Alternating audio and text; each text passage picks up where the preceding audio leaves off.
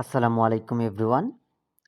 শাহজালাল বিজ্ঞান ও প্রযুক্তি বিশ্ববিদ্যালয়ের ২০২৫ এর অ্যাডমিশন এক্সামিনেশনের যে এ ও বি ইউনিটের যেই রেজাল্টটা দেবে বা কবে দেবে সেটা জানার জন্য অবশ্যই অনেক কিছুই তোমরা ওদের ওয়েবসাইটে সবকিছু পেয়ে যাবা। কিন্তু ২ মার্চ ২০২৫ ওদের আপডেট ছিল একটা যে এক্সামের পরে ৭ দিনের ভেতরেই ওরা রেজাল্ট শিটটা তৈরি করে ফেলবে। সেটা এই জায়গায় লেখা আছে ২ মার্চে যেটা ওরা পাবলিশ করেছিল যে ৭ দিনের ভেতরে after completing the admission test ওটা পড়ে যাবে। আর এক্সাম হয়েছিল যেহেতু দু ২৮ ফেব্রুয়ারি ২০২৫ তাহলে সেই ক্ষেত্রে ৭ দিন পরে হিসাবে দেখা যাচ্ছে যে ওটা ৬ মার্চ অথবা এই আশেপাশের একটা তারিখেই হয়ে যাবে। তো ১ সপ্তাহের ভেতরে এটা প্রকাশ করবে এটা শিওরই ধরে নিতে পারো। বা ৫ দিনের ভিতরে অনেক সময় করে ফেলে। তাছাড়া আমরা যদি জিজ্ঞেস করিলাম যেহেতু আ এর এ এর রেজাল্টের বিষয়ে যতটুকু আমরা জানি যে ৭ দিনের ভেতরেই বেসিক্যালি প্রকাশ করে। আর সাস্টের যে নিয়মটা এটা সব বিশ্ববিদ্যালয়ে অ্যাডমিশনের নিয়ম অনুসারেই যে 40% মার্কস পাইলেই ওদের হিসাব অনুযায়ী যে এক্সামে পাস করছে। আর স্কোরিং নিয়ম হচ্ছে যে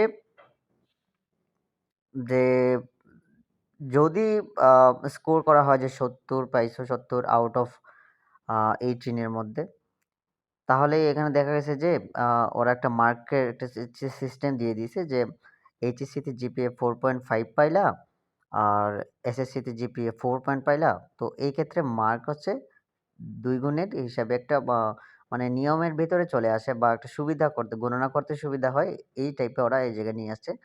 তো সেই ক্ষেত্রে দেখা যাবে যে ১০০ এর মধ্যে ২০% হচ্ছে রেজাল্টের উপর আর বাকি 80% হচ্ছে অ্যাডমিশনের রেজাল্টের উপর।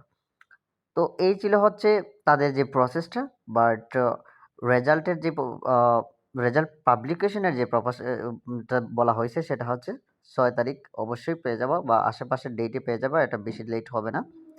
তো আর ২ দিনের মতো আছে। আর ইউনিট ওয়াইজ যদি সেটা প্রকাশ করে দেয় তাহলে এখানে এ ইউনিট, বি ইউনিট এই জায়গা থেকে টোটাল মেরিট লিস্ট এই জায়গা থেকে ডাউনলোড করা যাবে। পিডিএফ আকারে সেটা ডাউনলোড করা যাবে। আর কিভাবে সার্চ করে সেটা দেখবা। আচ্ছা মার্ক ডিস্ট্রিবিউশনটা এটা তো একদম লজিক এক্সামের আগে এটাও জানা গেছে। তো এই দিক দিয়ে আর আসলে এতটা বেশি টাইম ওয়েস্ট করে লাভ নেই। যেখানে ১৫ মার্কস আচ্ছা সাবজেক্ট ভিত্তিক পাস করা লাগবে কি না? হ্যাঁ, যদি ইংরেজি ডিপার্টমেন্টে ভর্তি হতে চাও তাহলে ইংরেজি ডিপার্টমেন্টে A- মাস্ট পাওয়া লাগবে। নয়তো আমাদের বেলায় A- ছিল। বাট এখন বর্তমানে A+ হয়তোবা পাওয়া লাগতে পারে। আর বাকি যতগুলো ডিপার্টমেন্ট আছে সেই ডিপার্টমেন্ট ভিত্তিক একটা লজিক্যাল মার্ক পাইতেই হবে।